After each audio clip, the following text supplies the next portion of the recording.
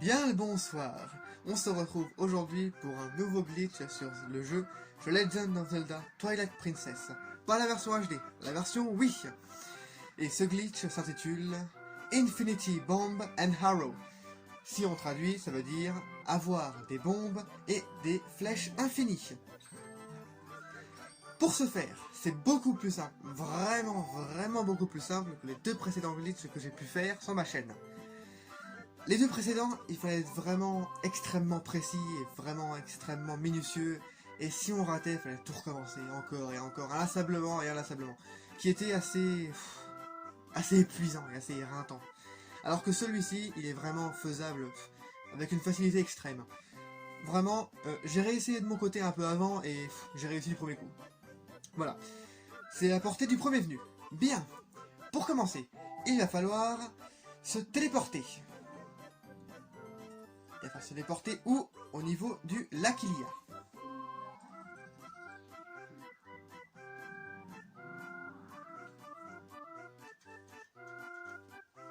Petite précision pendant le chargement, restez jusqu'à la fin de la vidéo. Je peux vous le dire que ça vaut le coup.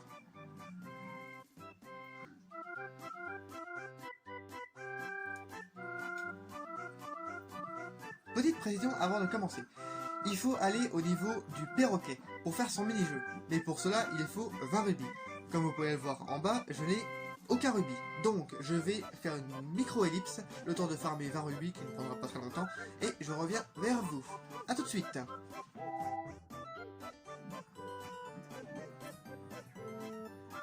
Bien, de retour, après avoir farmé 20 rubis. Dans les médias, nous allons parler à ce perroquet pour pouvoir faire son mini-jeu. Les 20 rubis, ce c'est pas pour maintenant, ce sera pour un peu plus tard, parce que son mini-jeu à lui, il est gratuit. Bien, une petite manipulation à faire sera d'appeler le monstre pour pouvoir effectuer le mini-jeu. Pour passer cinématique, ça ne sert à rien. Bien. Pour commencer, il faut perdre le mini-jeu. Et quand je dis perdre, c'est par tous les moyens, n'importe lequel suffit, foncer dans un mur, voilà. Une fois que c'est fait, on sera retéléporté comme d'habitude. Et là, il faudra dire au perroquet de ne pas recommencer.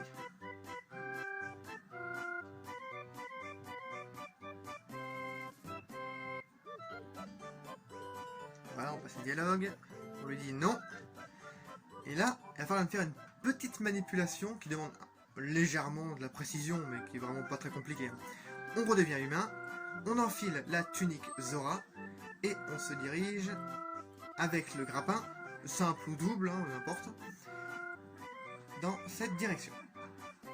On va dans l'eau, on dirige la caméra à peu près dans cette direction, on utilise le grappin pour viser à peu près par là, voilà. Ça demande pas énormément de précision, mais quand même, il faut que la caméra soit fixée dans cette direction, quoi. Dans un second temps, il va falloir se déplacer en direction du muret que vous voyez ici.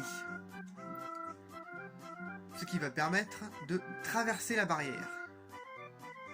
Si on effectue bien le glitch, on arrive à traverser la barrière. Voilà. À partir de là, il va falloir nager un petit peu, voilà, dans cette direction. Et tomber.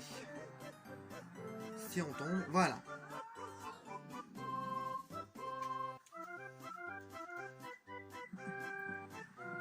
Bien.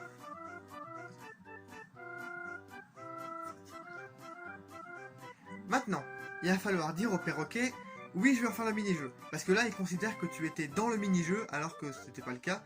Du coup, il faut lui dire exactement de bien recommencer. Là, si vous regardez bien, sur le monstre, il n'y a rien du tout. Donc le jeu ne considère même pas que t'es là. Maintenant, ce qu'il faut faire, c'est perdre une nouvelle fois.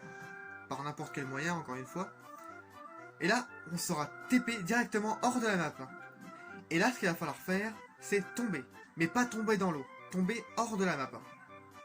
Sinon, si vous tombez dans l'eau, le glitch est fichu. Il va falloir encore tout recommencer.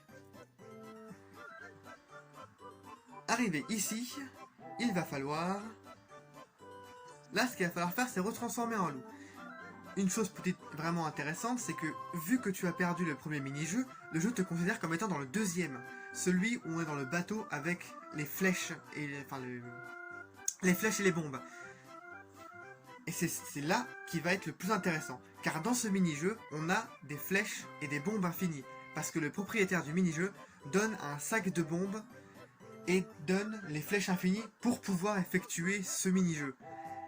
Et donc là, il va falloir faire une manipulation pour que le jeu te considère toujours dans le mini-jeu, tout en étant hors du mini-jeu. Ce qu'il va falloir faire, c'est tomber. Mais tomber dans l'eau, pas dans le vide. À partir d'ici, il va y avoir une cinématique complètement buggée. Tout à fait normal, c'est pas un problème. Chose à savoir, il ne faut surtout toucher à rien. Il faut laisser le bateau avancer comme il est. Sinon le jeu risque de planter complètement, il va même crash et... Donc il faudra tout recommencer, etc., etc. Vous comprenez le principe. Cinématique buggée. Parce que normalement on est censé être en humain et non en Link Clou. Du coup le jeu ne sait pas vraiment quoi charger.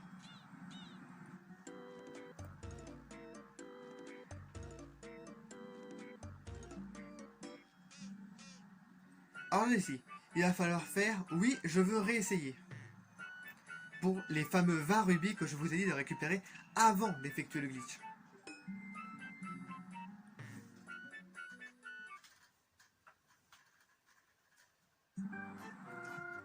Une fois arrivé ici, le PNJ te parle, hein, voilà, bref, on s'en fiche.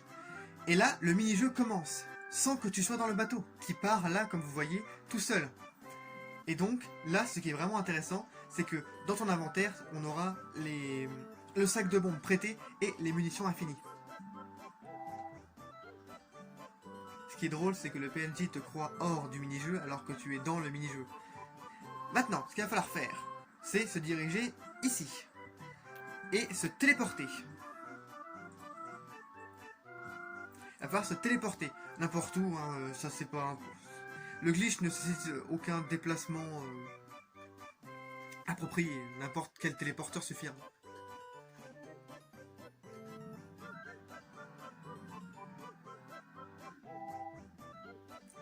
Et à partir de ce moment, si on se retransforme en humain, dans notre inventaire, nous aurons des flèches infinies. Et surtout, on pourra fusionner les deux pour avoir des flèches bombes infinies. Comme vous pouvez le voir, ici, nous avons le sac de bombes prêté pour le mini-jeu. Qui, lui, sera infini. Car si vous prenez d'autres bombes, elles ne seront pas infinies. Vous voyez, on en avait 22, j'en ai plus que 21. Et donc, si vous sélectionnez l'arc, là, j'ai 100 flèches, vous tirez. Voilà. Et ben, j'ai encore 100 flèches. Et donc, si on fusionne le sac de bombes et l'arc, le sac de bombes prêté, hein, bien sûr, et bien nous aurons des munitions infinies.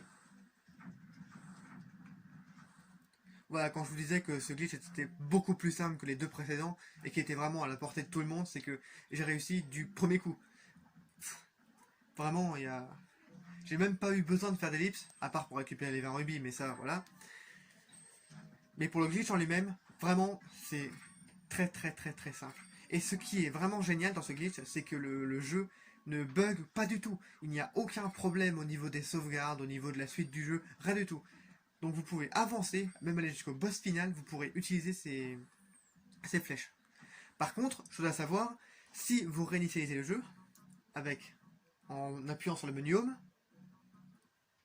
réinitialisation, là vous aurez plus les flèches infinies, ni les bombes. Et il faudra refaire le glitch, mais bon, c'est pas très long ni très compliqué, donc ça va quoi. Et je crois que d'ailleurs, si on quitte le jeu tout court, d'ailleurs, les bombes infinies et flèches infinies ne seront plus d'actualité non plus. Mais bon, voilà quoi, c'est le seul petit bémol de ce glitch, mais qui est vraiment pas un problème. Hein. Comparé au précédent qui lui faisait planter l'intégralité du jeu, là c'est vraiment un glitch mineur.